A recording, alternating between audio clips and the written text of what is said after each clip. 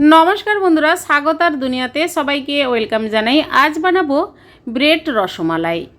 Bread rasmalai बाड़ीते अल्प समय मिष्टिटा बानिये बाड़ीर सबाई मिले खेते पारेन और खूब भालो लागे खेते। आपनारा बुझतेई पारबेन ना जे एत सुंदर मिष्टि होते पारे। चलुन किभाबे बानिয়েছি देखानो जाक। सबार प्रथमे ग्यास अन करे 1 लिटार लिकुइड मिल्क कड़ाई मध्य दिए गैसेर फ्लेमटा हाई टू मिडियाम करे अनबरत नाड़ते नाड़ते बेश घन करे निते हबे दूध। दूधेर संगे दिए दिচ্ছি 4 टेबिल स्पून चीनी।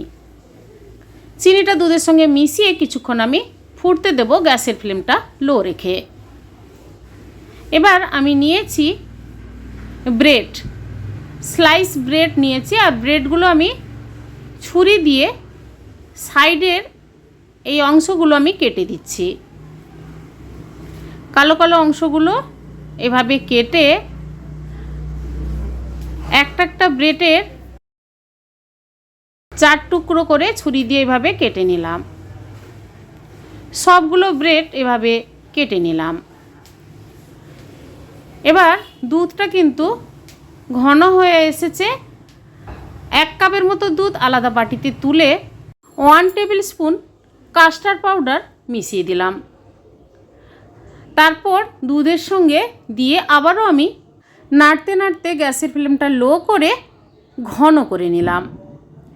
এবার আমি দিয়ে দেব 2 থেকে 3টে ছোট এলাচ দানা গুঁড়ো করে দিলাম টেস্টটা ভালো হওয়ার জন্য। ব্রেড রসমালাই বানানোর জন্য দুধের ক্ষীরটা কিন্তু তৈরি করে নিলাম। এরপর গ্যাস অন করে কড়াইয়ের মধ্যে বেশ কিছুটা পরিমাণ রিফাইন তেল দিয়ে কেটে নেওয়া ব্রেডগুলো কিন্তু আমি ভাজতে দেব। গ্যাসের ফ্লেমটা কিন্তু হাই করবেন না, তাহলে ব্রেডগুলো পুড়ে যাবে। গোল্ডেন ব্রাউন কালার করে দেখুন ভাজা হয়ে গেছে। এবার কড়াই থেকে প্লেটের মধ্যে তুলে নিলাম।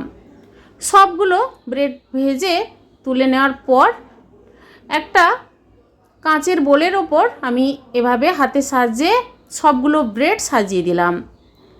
তারপর ওপর থেকে দিয়ে দেব দুধের ক্ষীরটা। এভাবে ঘন করে নেবেন দুধ, তাহলে কিন্তু ব্রেড রসমালাই খেতে কিন্তু দুর্দান্ত লাগবে।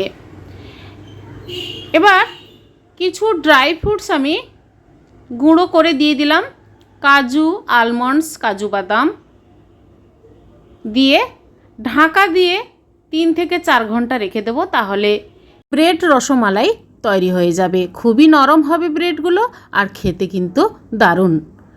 আর সার্ভ করে নিচ্ছি। এইভাবে ব্রেড রসমালাই বাড়িতে একবার বানিয়ে ট্রাই করে দেখুন, বাড়ির সবাই মিলে খান, অসাধারণ লাগবে। আজকের এই রেসিপি কেমন লেগেছে কমেন্ট করে জানাবেন, লাইক করবেন। আর আমার চ্যানেলে নতুন বন্ধু হতে চাইলে আমার চ্যানেলটি সাবস্ক্রাইব করে নেওয়ার অনুরোধ থাকলো বন্ধুরা। আজ এই পর্যন্ত, আবার হাজির হব যে কোনো সময় নতুন কোনো রেসিপি নিয়ে। সবাই ভালো থাকুন, সুস্থ থাকুন, ধন্যবাদ।